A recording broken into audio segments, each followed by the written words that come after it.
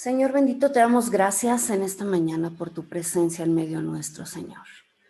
Te damos gracias, Padre, por lo que nos has enseñado, por la forma en la que nos estás instruyendo, porque nos vas llevando de la mano, Señor, a conocer todo aquello que es importante, Señor, para ti, que nosotros sepamos y que llegue a ser tan relevante, tan trascendente para nuestra vida.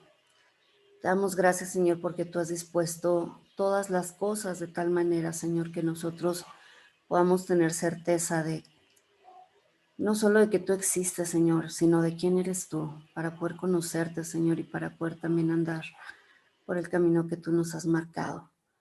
Ponemos en tus manos, Señor, este tiempo. Te rogamos, Espíritu Santo, que seas tú tocando cada vida, cada corazón. Hay muchísimas cosas que están más allá del conocimiento, en las cuales nosotros como seres humanos estamos limitados. Pero tú, precioso Espíritu Santo, eres quien redarguye a cada vida, tú eres quien lleva a cada persona, dice tu palabra, a un conocimiento profundo de quién eres tú, de una manera personal. Y ese es mi clamor en esta mañana, Señor, que no sea únicamente un conocimiento superficial, intelectual, sino que cada uno podamos tener realmente una experiencia de vida contigo, Señor, y que te podamos conocer más allá de las letras, que podamos tener una interacción contigo, que pueda crecer nuestra confianza en ti, que podamos depender al 100%, Señor, de lo que tú nos dices por medio de tu palabra. Es mi petición en esta mañana, en el nombre de Jesús. Bueno, pues efectivamente, todas las clases que hemos tomado ahorita en relación a la palabra de Dios, ¿sí?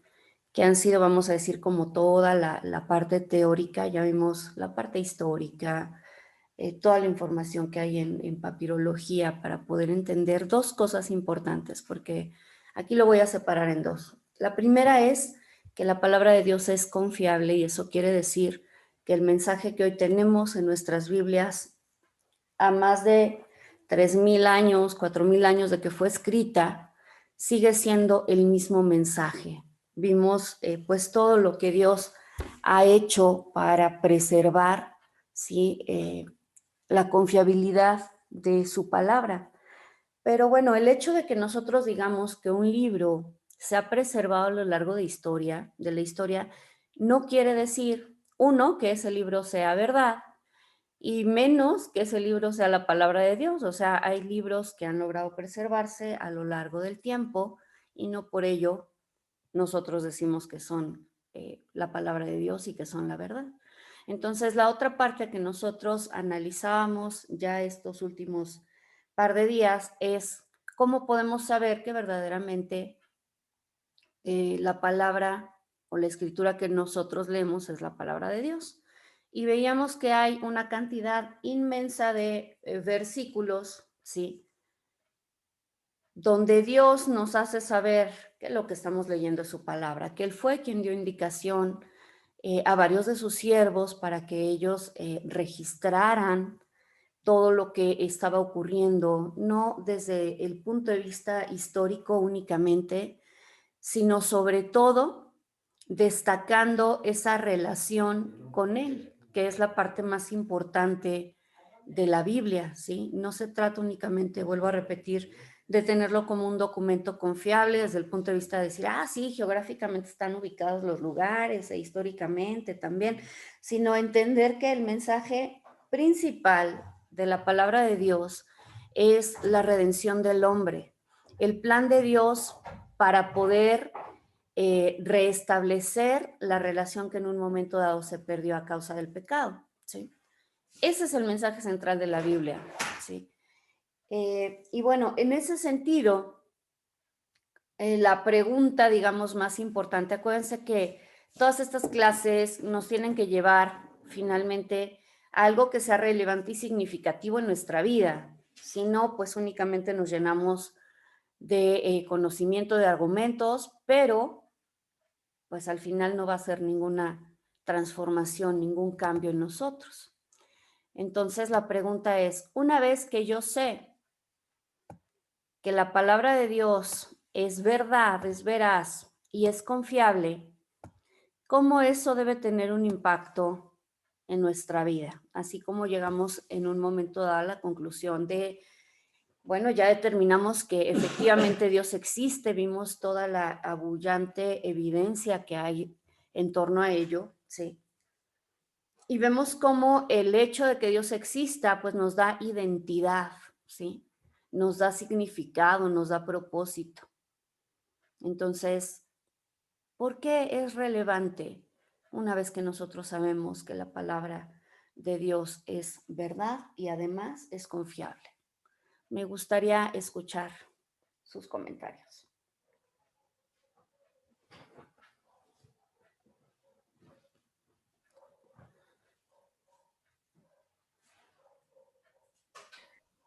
Bueno, buenos días a todos.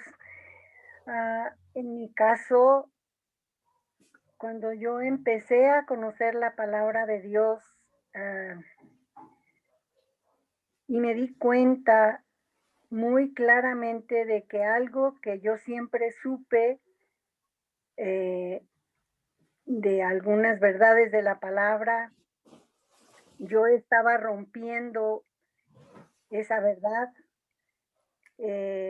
Pues fue tan grande en mi corazón, en mi alma, el impacto de conocer las verdades de Dios, que cambiaron significativamente mi vida desde mi forma de vestir, mi forma de vivir, de pensar, y cambió muchas cosas, pero de un día para otro, o sea, dejé relaciones, dejé amigos, dejé cosas físicas por la verdad de la palabra. Y de ahí para adelante, pues todo ha sido un poquito más lento, ¿no? He tenido en estos 28 años de cristiana, he tenido momentos como de mucha entrega y otros que el afán me ha robado esos momentos, pero mi anhelo, mi deseo, pues yo lo veo que quiero esa santidad de Cristo en mi vida, y aunque a veces siento que me alejo por el afán, por las circunstancias, mi corazón anhela esa comunión, ¿no? Entonces, pues yo en mi vida personal sí puedo ver cómo Dios tuvo misericordia y es su verdad, como si me hubiera sellado, como dice la palabra, para no andar en los caminos que andaba y buscar siempre su verdad. Esa es mi experiencia y, este, aunque no, como dicen, el que mucho ha pecado, eh, yo, como pequé mucho, pues ahora sí que, como dicen, Ama este, mucho. a mamás, ¿no? Porque Ujú. dicen: "No, me perdonó tanto", ¿no? Y entonces, cuando uno se siente que no es tan malo, yo alguna vez me sentí así, yo pensaba que yo era santa, Ujú. y, mucho antes de conocer la palabra, ¿no? Entonces, yo decía: "Yo no soy mala", ¿no? Pero cuando Dios mostró mi maldad ante mis ojos, no, dije: "No, estoy terrible", ¿no? Entonces, a veces no queremos vernos y no queremos ver ese mal que hay de nuestro corazón, pero cuando Dios lo destapa, no es, es una gran bendición también. Muchas gracias por compartir, Margarita. Sí, creo que efectivamente por ahí va el punto. ¿Alguien más quiere comentar?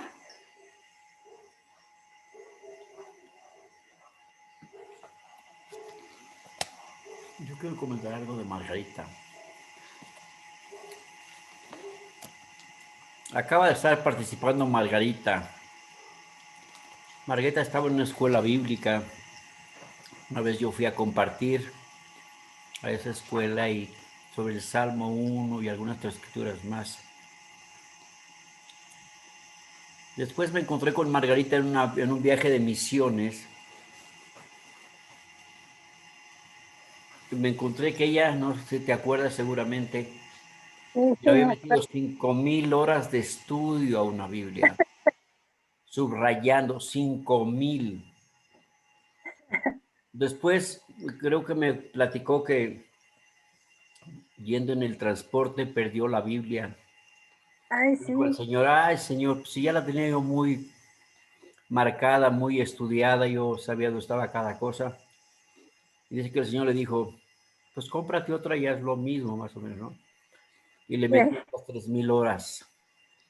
Yo creo que esos fueron los tiempos bonitos en los cuales tú, pues estuviste entregada y hablas de los sub y bajas, pero no hay otro secreto más que la palabra de Dios, la Biblia, para mantener el fuego encendido siempre. Nosotros tenemos que ser estudiosos de la Biblia, no nada más leerla, estudiarla, meditarla, contemplarla, considerarla, leerla, cantarla, orarla, vivirla, predicarla.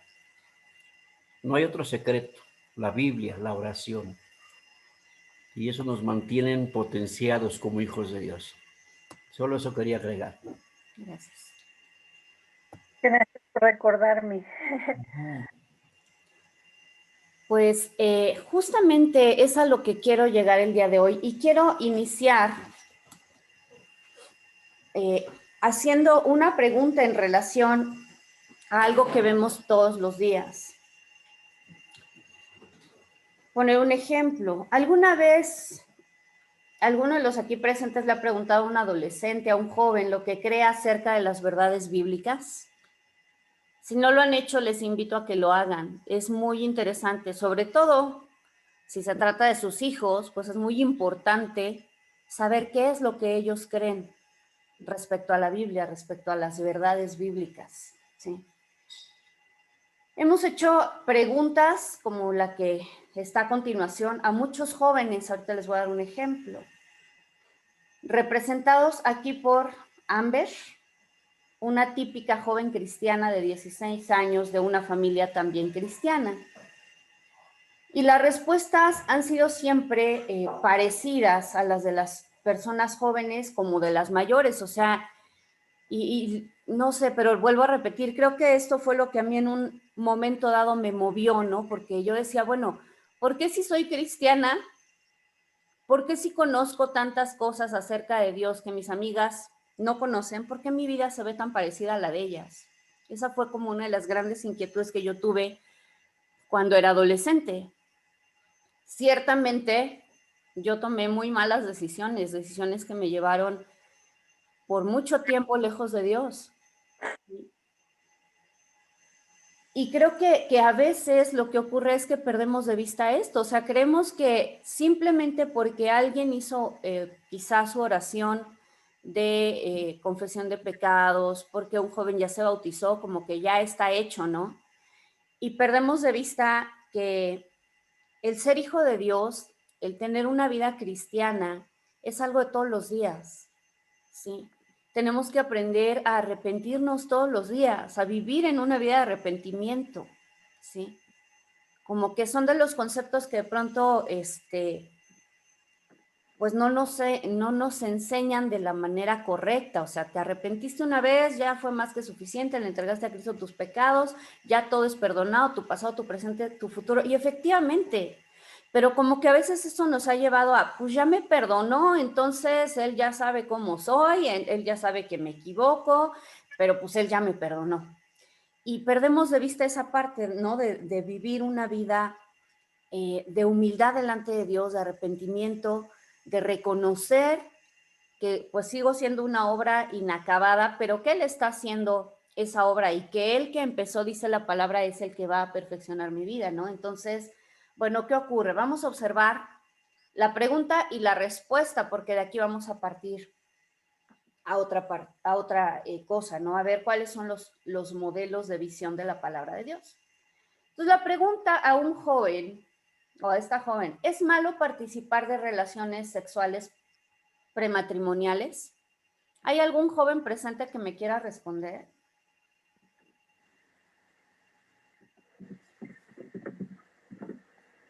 no porque están sus papás. Ok. Bueno, vamos a poner a esta persona, Amber. Yo creo que es malo para mí, responde Amber.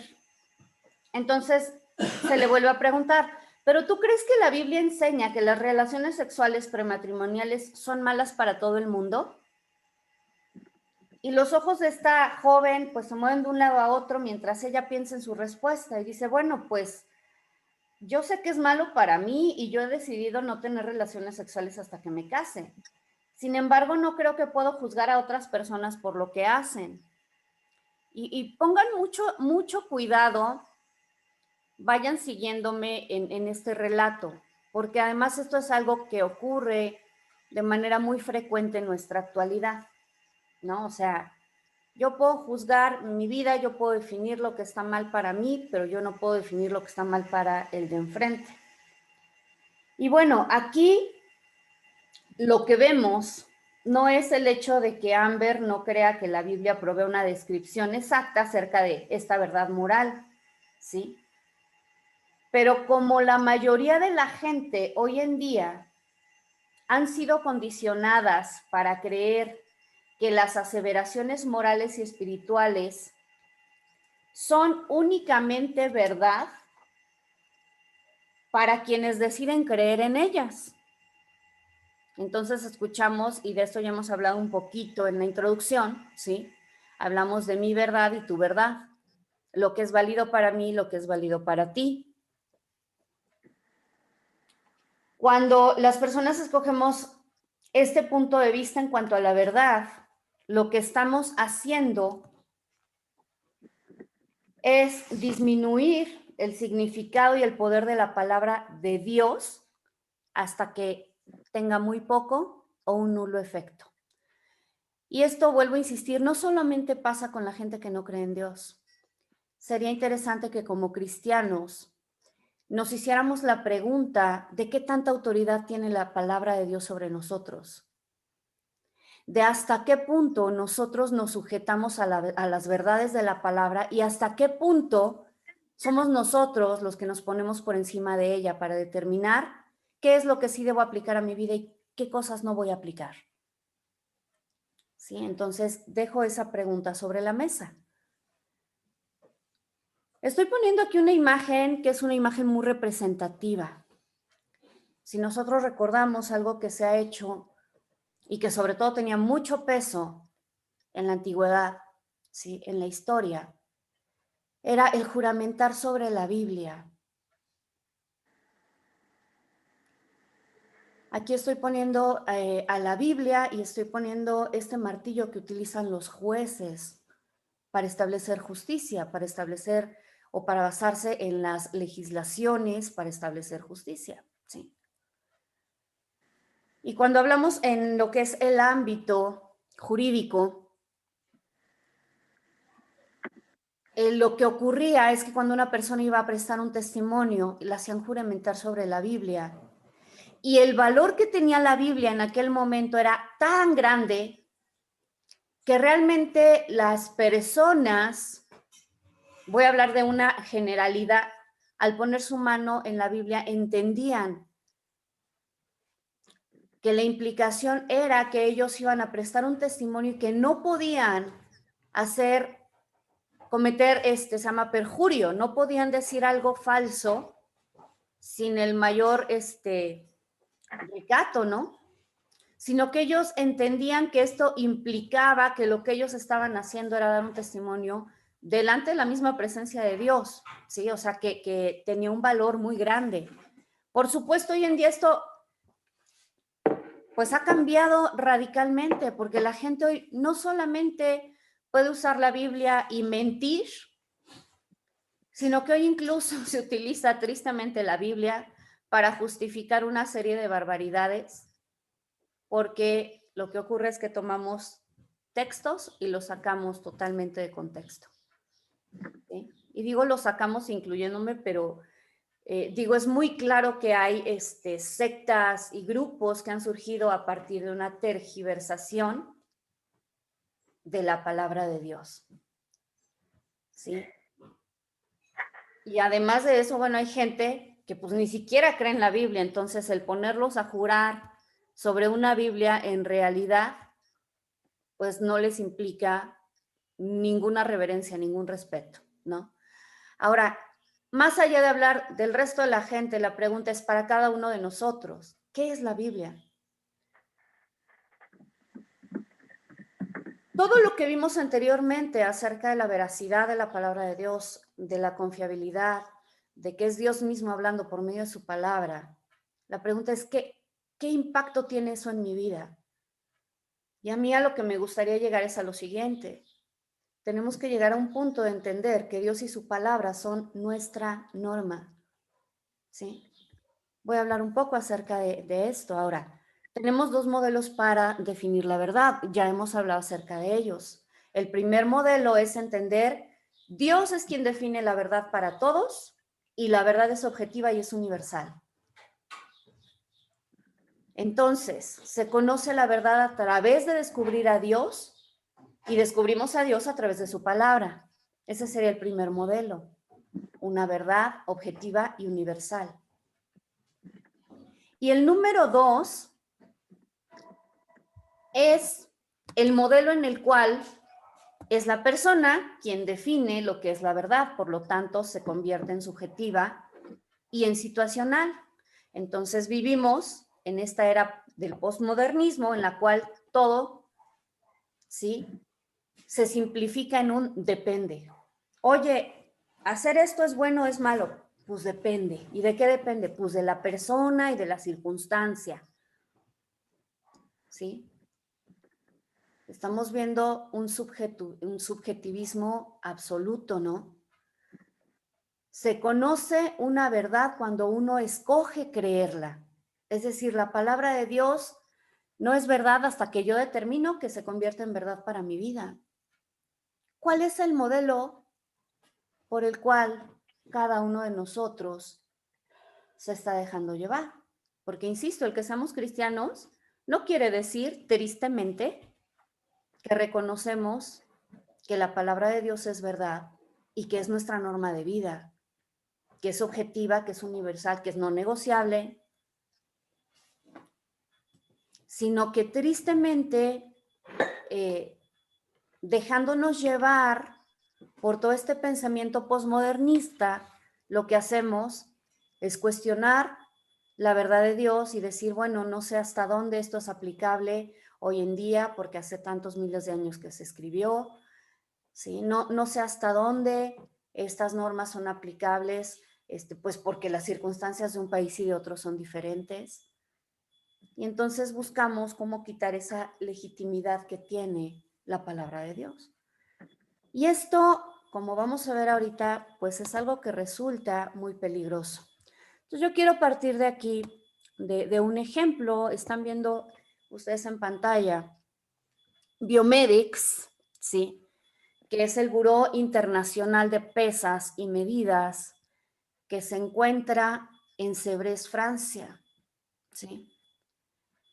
Esta es la corporación que a nivel internacional establece cuál es el valor de cada una de las medidas. Tenemos del lado derecho algunos ejemplos que integran este sistema internacional de unidades. Lo que es el kilogramo. El kilogramo son 1000 gramos, ¿sí? No, Ay, discúlpame, Margarita, no te escuché.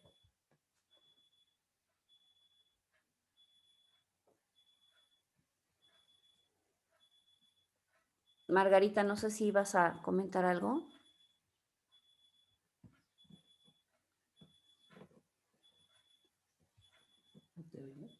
No sé.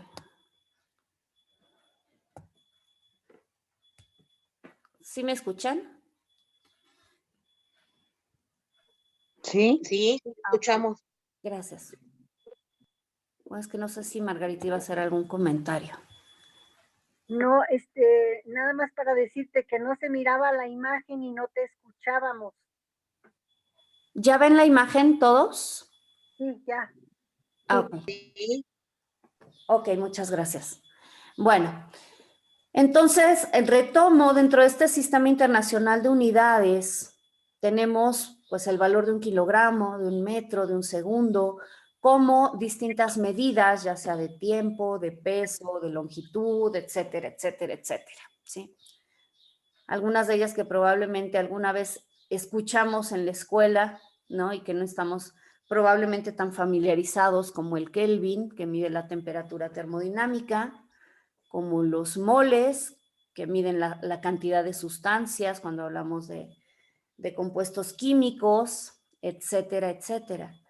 Ahora, ¿qué ocurre con este sistema internacional de pesas y medidas? Bueno, que está establecido justamente para que todos nos rijamos por un estándar que es aceptado mundialmente, ¿sí?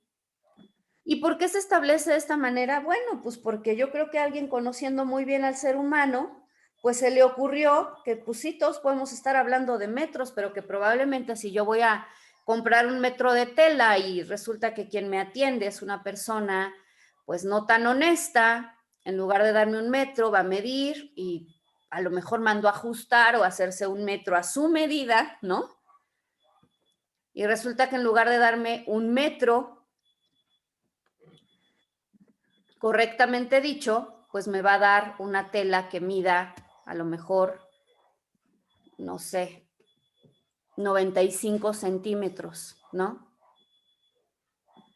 Y quizás si yo llego a mi casa y pues también yo tengo mi metro y reviso y digo, no, aquí le faltan 5 centímetros, bueno, ¿quién podría establecer en una disputa cuál de los dos es correcto? Bueno, pues para eso existe este Buró Internacional de Pesas y Medidas.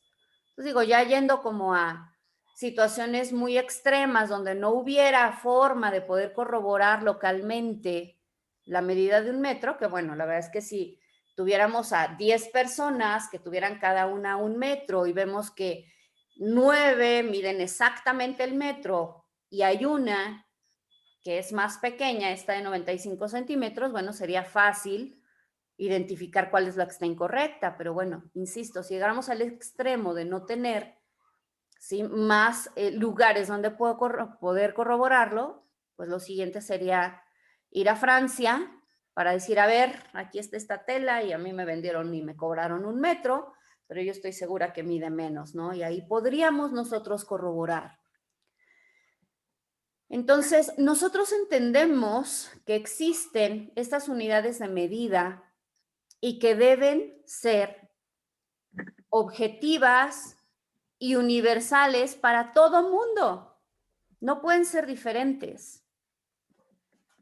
Y en ese mismo sentido, quisiera proponer, ¿sí?, que Dios ha establecido un modelo con normas morales que rigen para todo mundo. Entonces, hablaba yo un poco respecto a esto, lo voy a retomar. El modelo universal, objetivo y constante, ¿sí? ¿Qué quiere decir constante? Que pasa de generación en generación en relación a las normas morales, es la palabra de Dios.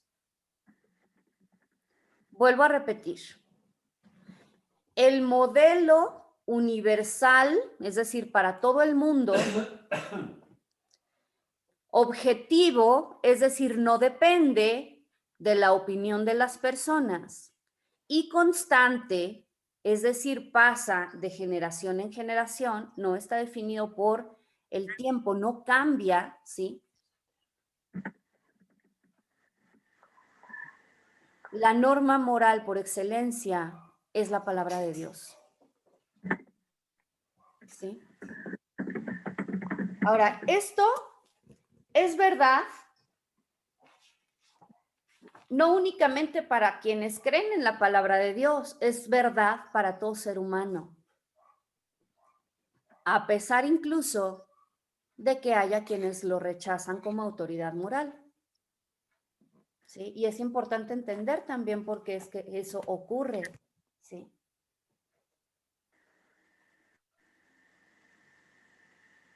En ese sentido, quiero llegar a estas conclusiones.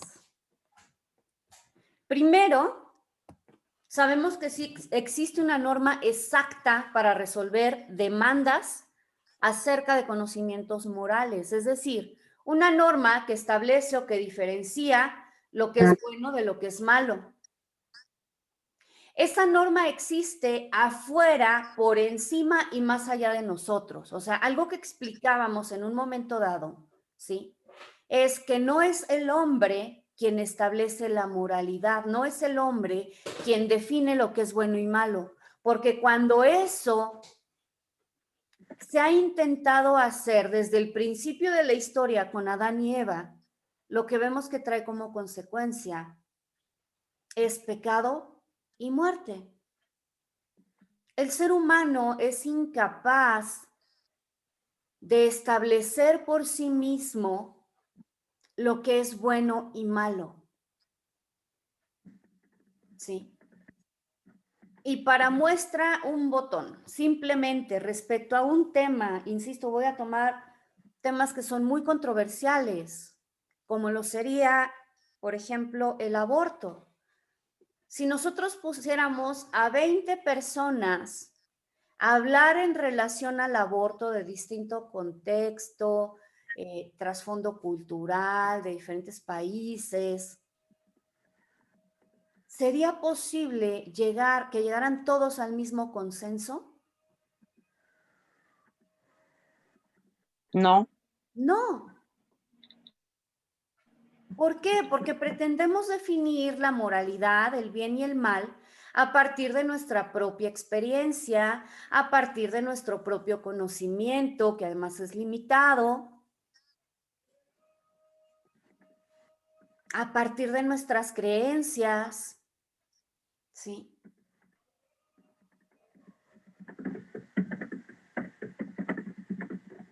Y también aquí creo que es importante diferenciar lo que es la ley moral dada por Dios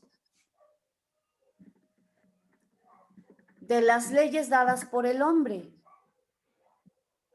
Porque aunque en un momento dado, cuando se crea o se empiezan a crear las leyes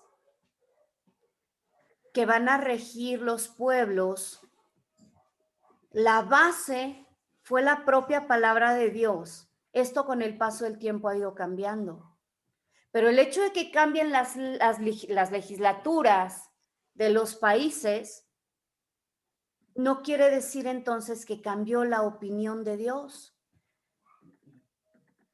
Por eso es que ahora vemos que se aprueban leyes que la palabra de Dios les llama leyes injustas. Leyes como el aborto, leyes como la eutanasia, leyes como el matrimonio entre personas del mismo sexo,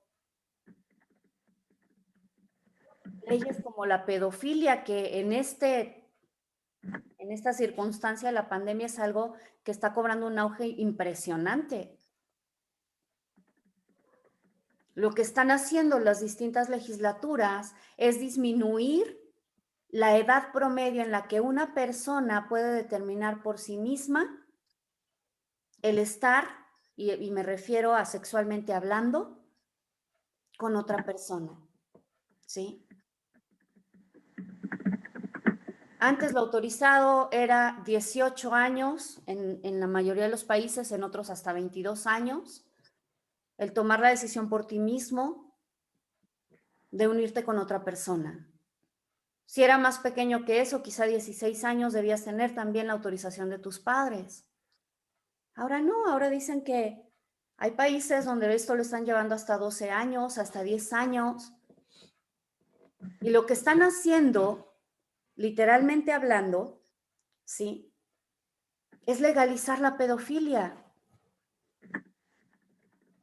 Están normalizando muchas cosas que les puedo además asegurar que la mayoría de la gente están en contra de ellas. Pero son pequeños grupos que están en el poder los que están realmente empujando por autorizar todo este tipo de cosas y después, por supuesto, se encargan de hacer toda una labor con la gente para hacernos ver que es normal, algo que es malo. Y la palabra de Dios lo llama así. Dice que va a llegar el momento en el que a lo bueno llamaríamos malo y a lo malo, bueno. Ahora resulta que la persecución es por aquellos que abogan por seguir los principios bíblicos, porque son radicales, porque son totalitarios, o somos, me incluyo, ¿no? Radicales, totalitarios, intolerantes y no sé cuántas cosas más. Estamos viviendo el mundo al revés. Entonces, en medio de tanta confusión, ¿qué es lo que nos puede marcar realmente el rumbo? Y es ahí donde nosotros como cristianos debemos entender qué es lo que marca nuestro rumbo. ¿Lo que dice la palabra de Dios o lo que está ocurriendo en la sociedad?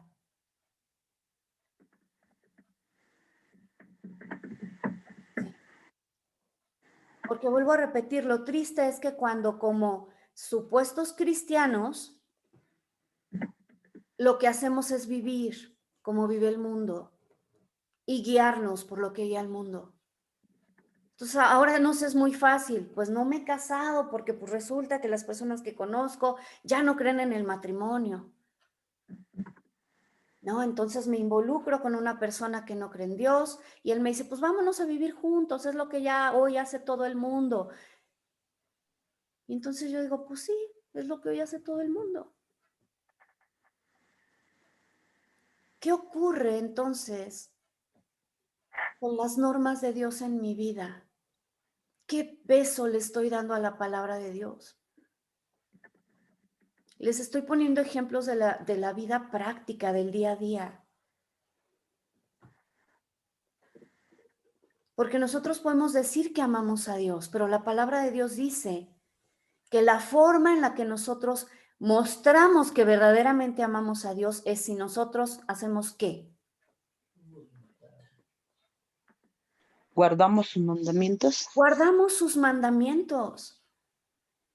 Jesucristo no era un romántico de decir, si ustedes me dicen todos los días, 20 veces al día que me aman, si ustedes derraman muchas lágrimas sintiendo remordimiento por el mal que hacen, entonces yo voy a creer que ustedes me aman. No, no va por ahí. El cristianismo es bien práctico.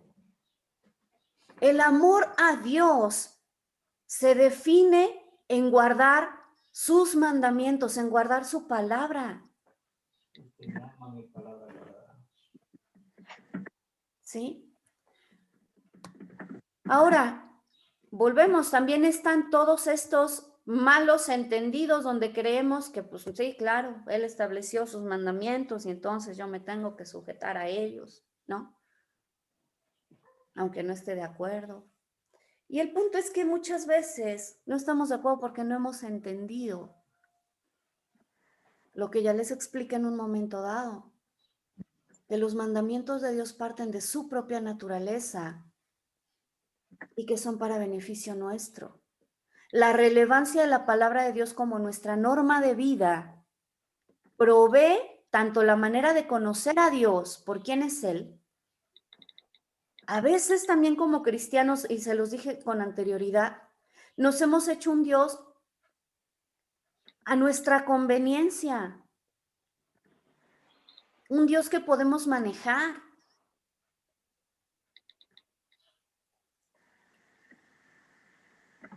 Sí. Pero no es el Dios de la Biblia. Primero, lo que tenemos que hacer, y la palabra lo que nos va a ayudar a hacer es a conocer a Dios, pero realmente a quién es Él. Y número 2, nos va a marcar el camino o la guía para vivir de una manera santa. Cuando nosotros conozcamos a Dios y cuando nos dejemos guiar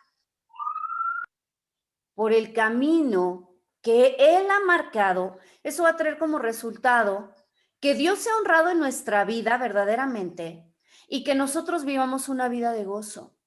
Y voy a explicar a qué me refiero con esta vida de gozo, porque gozo no quiere decir que nunca más vamos a enfrentar dificultades. Muchas veces he escuchado personas que dicen, pues es que yo pensé que al acercarme a Dios se me iban a acabar los problemas.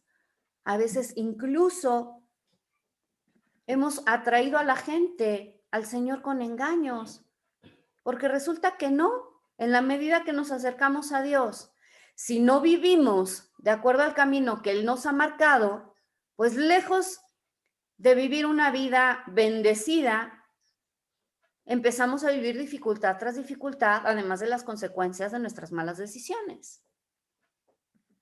Y decimos, bueno, pues estaba mejor viviendo en el mundo. Eso es porque no hemos entendido a cabalidad qué es conocer a Dios y qué es vivir la vida de acuerdo a lo que Él ha marcado. Pero cuando nosotros elegimos la definición de Dios acerca de lo que es bueno y es malo, y aquí ojo, porque esta es, digamos, el derecho que Dios nos ha dado, la libertad que Dios nos ha dado de elegir. Él marca lo que es bueno y malo. Él no dijo, a ver, les doy libertad de que ustedes escojan lo que es bueno y malo. No, nos da libertad para escoger si vivimos en lo bueno o en lo malo que Él ya previamente estableció. Esa es la diferencia y es lo que a veces no hemos entendido. No nos corresponde a nosotros definir lo que es bueno y malo. Lo que nos corresponde es elegir el camino que vamos a seguir. Y cuando nosotros, vuelvo a repetir, escogemos seguir lo que Dios ya ha definido por medio de su palabra, entonces podemos tener los beneficios de su protección y provisión. Vamos a poner un ejemplo, ¿sí? Pero antes de ello, acompáñenme a Deuteronomio 10, del 12 al 13.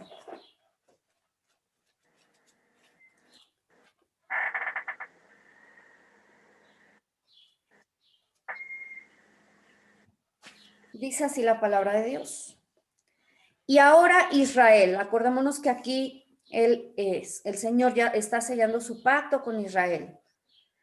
Le dice, ¿qué te pide Adonai tu Dios? Sino que temas al Señor tu Dios, que andes en todos sus caminos y que lo ames y sirvas al Señor tu Dios con todo tu corazón y con toda tu alma. Y dice, ¿cómo?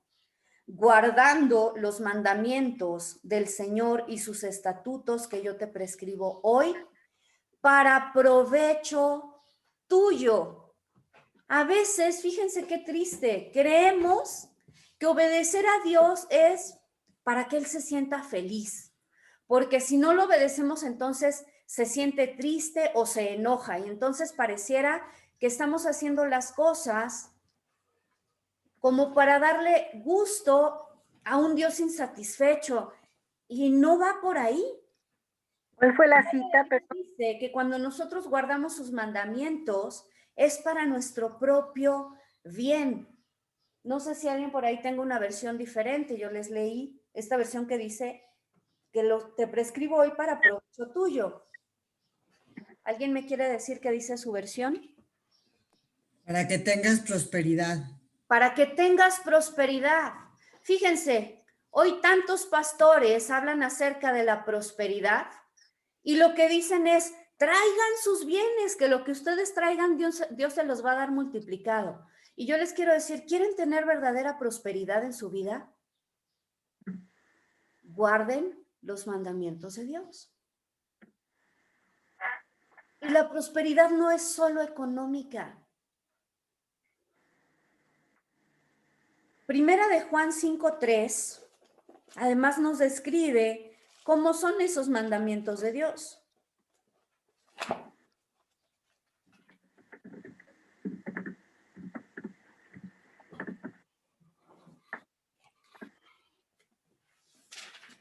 Dice así, pues este es el amor de Dios, que guardemos sus mandamientos. Bueno, voy a leer desde el 2. En esto conocemos que amamos a los hijos de Dios, cuando amamos a Dios y practiquemos sus mandamientos. Pues este es el amor de Dios, que guardemos sus mandamientos, y sus mandamientos no son gravosos. ¿Sí? Ahora, si nosotros hemos nacido de nuevo, si nosotros tenemos la vida de Dios en nosotros, el guardar y el amar los mandamientos de Dios debiera ser algo natural en nosotros. ¿Por qué? Porque recibimos la naturaleza de Dios que había sido afectada por el pecado. Pero nuevamente refrendarles que esto no es para hacerle o para darle algún beneficio a Dios. Jeremías 29:11.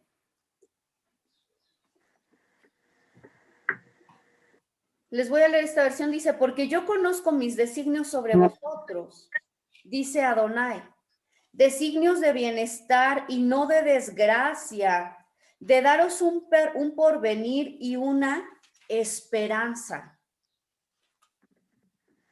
La Reina Valera dice, porque yo conozco los pensamientos que tengo acerca de ti, pensamientos de bien y no de mal para darte el fin que esperas. Dios sabe que nuestro anhelo es ser felices, que nuestro anhelo es disfrutar la vida y Él anhela también que nosotros podamos llegar a ese punto. Por eso es que Él sabe que la forma de nosotros disfrutar la vida es que nosotros vivamos de acuerdo a sus leyes. Ahí mismo en Jeremías, capítulo 32, verso 39.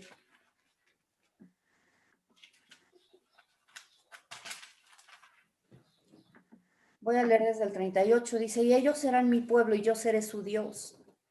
Y les daré un solo corazón y un solo camino para que me teman todos los días en bien suyo y de sus hijos después de ellos.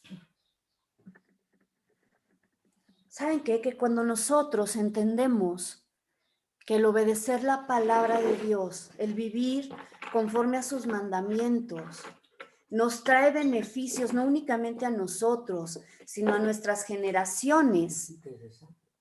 Así como lo opuesto, cada vez que nosotros desobedecemos la palabra de Dios, ¿sí? Y además esto no trae consecuencias solo en nosotros, sino en nuestros hijos, verdaderamente aprendemos a andar en temor, ¿sí? Hemos estado estudiando acerca de la vida de Abraham, cuando él es llamado. Y nosotros ciertamente identificamos a Abraham como un hombre que Dios llamó su amigo, un hombre de la fe. Y sabemos que él se condujo a lo largo prácticamente de toda su vida obedeciendo a Dios. Sin embargo, también tuvo momentos, y hay uno muy particular en el cual él ni siquiera considera a Dios, desobedece, ¿sí? Es decir, él ya estaba en la tierra prometida y decide dejarla para ir a buscar comida, su sustento en Egipto, y lo que hace ahí es mentir. Y nosotros decimos, bueno, una mentira, porque solemos poner como los pecados en una tabla y decir cuáles son como, sí, terribles, ¿no? Como el matar, como el, no sé, violar a una mujer, etcétera, ¿no? Pero hay otros pecados que decimos, bueno, pues ese no es pecado, no pasa nada, ¿no? El mentir, pues todos lo hacemos, todos los días además. Sin embargo, nosotros vemos las consecuencias tan terribles que trajo ese pecado, no solamente en la vida de Abraham, sino en sus descendientes. De tal suerte, además, que ese pecado sentó un precedente para que sus descendientes cometieran no únicamente el mismo pecado, sino en una gravedad todavía mayor. De tal manera, ¿sí?, que a consecuencia de todo este pecado continuo en él y en sus generaciones, el pueblo de Israel terminó siendo esclavo en Egipto. ¿Sí? Esta es una clase muy interesante, pero únicamente los quiero dejar con esto. Lo que hacemos nosotros, lo que como padres justificamos en nuestra vida, ¿sí? Nuestros hijos lo van a hacer de una forma abundante. Entonces tenemos que entender que si nosotros queremos tener hijos piadosos, también debemos conducirnos en una manera piadosa, ¿de acuerdo? Cuando nosotros entendemos que la ley de Dios funciona de una forma que nos protege y que además provee para nosotros, entendemos también que es nuestra elección, como en esta imagen, ¿sí? El hacer uso de ella o no. Todos los seres humanos vamos a estar en un momento dado bajo la lluvia. Y lo que nos va a proteger, la lluvia, vamos a pensar como en esas circunstancias de tentación, ¿sí? Pruebas, adversidades. Pero si nosotros elegimos resguardarnos bajo la ley de Dios, las consecuencias en nuestra vida van a ser totalmente diferentes a las que viva una persona que decida violar los mandamientos de Dios, ¿sí? Les voy a poner solo un ejemplo. La palabra de Dios establece una norma muy clara en relación a la inmoralidad sexual. Y en términos bíblicos, la inmoralidad sexual se refiere a cualquier relación sexual que ocurre fuera del matrimonio entre un hombre y una mujer. Cualquier relación fuera de eso, sea individual, hablamos de masturbación, hablamos de pornografía, sea antes de casarme, sea ya estando casado pero con una tercera persona. Todo eso es inmoralidad sexual. Les voy a dar algunos versículos para que ustedes lo puedan revisar con detenimiento, solamente los voy a mencionar. Hechos 15:29 nos dice, absténganse de fornicación. Primera de Corintios 6:18 dice, huid de la fornicación. Primera de Corintios 10:8 dice, no forniquemos. Efesios 5:3 dice, pero fornicación ni aun se nombre entre vosotros como conviene a santos. Y Primera de Tesalonicenses 4:3 dice, pues la voluntad de Dios es vuestra santificación, que os apartéis de fornicación. La inmoralidad sexual, sin embargo, se ha convertido en una norma de vida en nuestra sociedad actual. Hoy es bien visto si una pareja tiene relaciones sexuales antes de casarse. Es aceptado, es normal. Y vuelvo a repetir, se han normalizado a lo largo de la historia cosas que antes eran claramente prohibidas. La norma de Dios no ha cambiado. Cambiaron los estándares humanos. Si nosotros recordamos y entendemos que las normas de Dios provienen de su propia esencia, entendemos entonces que la inmoralidad sexual viola la naturaleza de Dios en relación a ¿qué? A la santidad, a la pureza, a la fidelidad de Dios. Por esa razón Dios está en contra de la inmoralidad.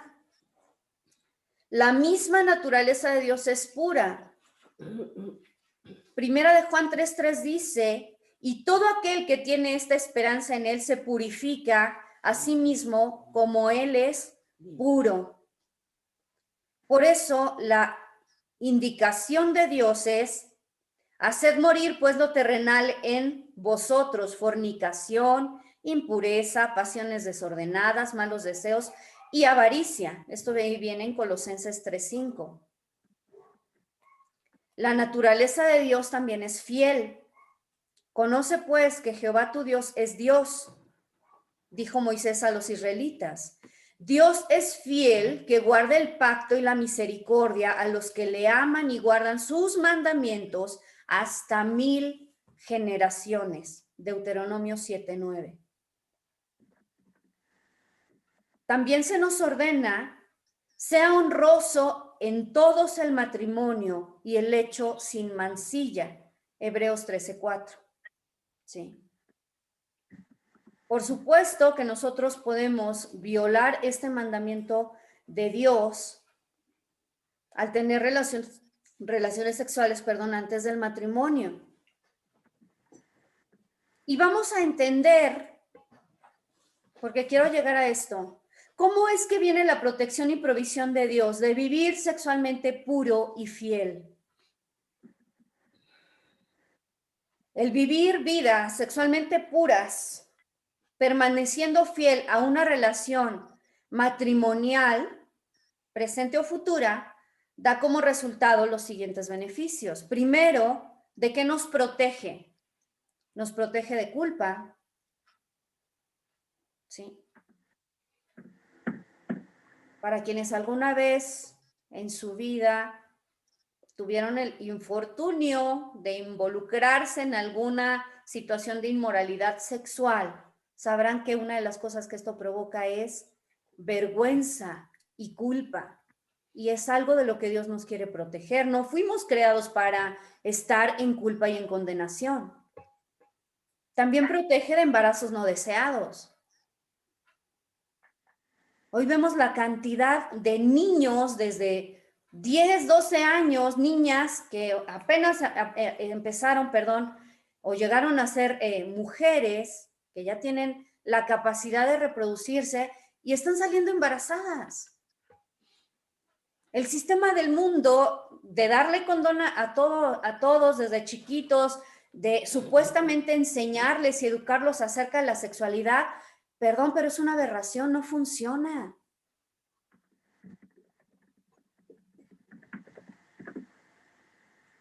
La cantidad de abortos, y bueno, por eso entonces la necesidad del aborto, ¿no? Pues ya que el condón no funcionó, ya que el supuestamente educarlos no funcionó, pues tienen la opción de abortar.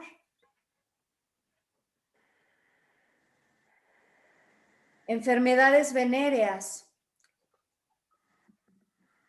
Protege de inseguridad sexual, ¿sí? De desconfianza en el matrimonio, de aflicciones emocionales.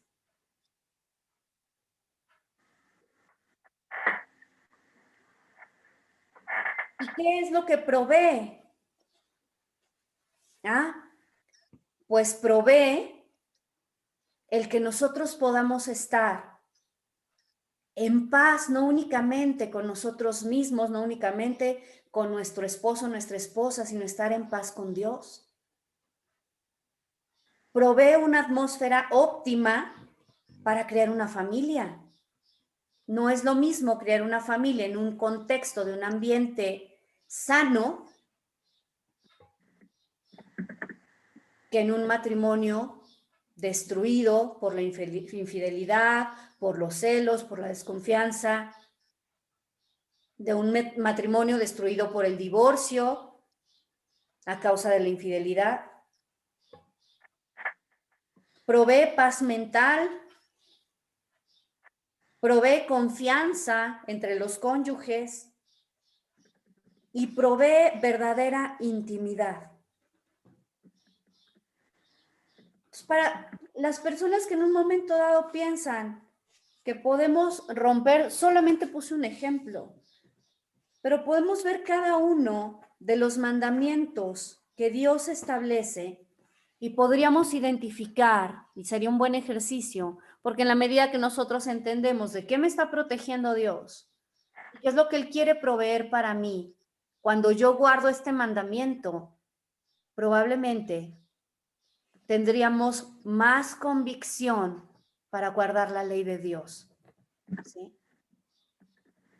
Si lo que yo aprendí en algún momento fue que guardar la ley de Dios era para que Él no se pusiera triste, pues hay un punto donde yo digo, pues es que, pues Él no se pone triste, pero yo sí, ¿no? Entonces, pues por eso voy y desobedezco. Pero cuando entendemos que en realidad los mandamientos están puestos por Dios como un pabellón de protección para nosotros, pues entonces nos es más fácil poder obedecer. Les voy a leer por último un ejemplo muy, muy rápido para que podamos tener mayor claridad al respecto de esto, ¿sí? Y con eso cerramos no solamente la clase de hoy, sino este tema.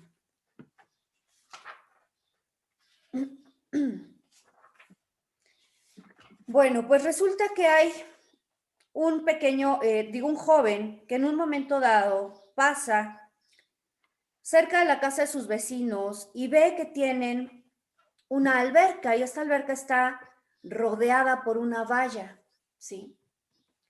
Y entonces pues a él siempre le da como mucha curiosidad el pues ir a nadar a esa alberca. Entonces un buen día que se da cuenta que sus vecinos no están, salieron de vacaciones, él decide invitar a su novia y se meten a la casa de los vecinos para poder nadar en esa alberca, ¿no? Porque además solemos decir los seres humanos que aquello que nos está prohibido es lo que nos resulta además más tentador, ¿no? Entonces él se mete a la casa, rápidamente se quita la ropa, se sube al trampolín, mientras su novia también se está quitando su ropa para meterse a nadar. Y entonces él se sube al trampolín y brinca, simplemente para darse cuenta que al momento de caer, eso no era una alberca, sino solo un chapoteadero de apenas unos escasos 10 o 15 centímetros. Era una alberca que estaba por construirse y sus dueños seguramente habían puesto esa valla para protección. Pero cuando nosotros no entendemos que la valla está ahí para protegernos y no para impedirnos divertirnos y ser felices, entonces solemos tomar malas decisiones. El anhelo en mi corazón es que aprendamos nosotros a ver los mandamientos de Dios como esa valla de protección, para que el anhelo también en nuestro corazón sea ser obedientes a Dios, entendiendo que lo que Él quiere como un Padre amoroso que es guardarnos de todo mal, es que vivamos una vida plena dentro de los límites que Él ha establecido para que disfrutemos todo lo que Él ya ha provisto para nosotros. ¿De acuerdo? No sé si alguien quiere hacer alguna pregunta o algún comentario.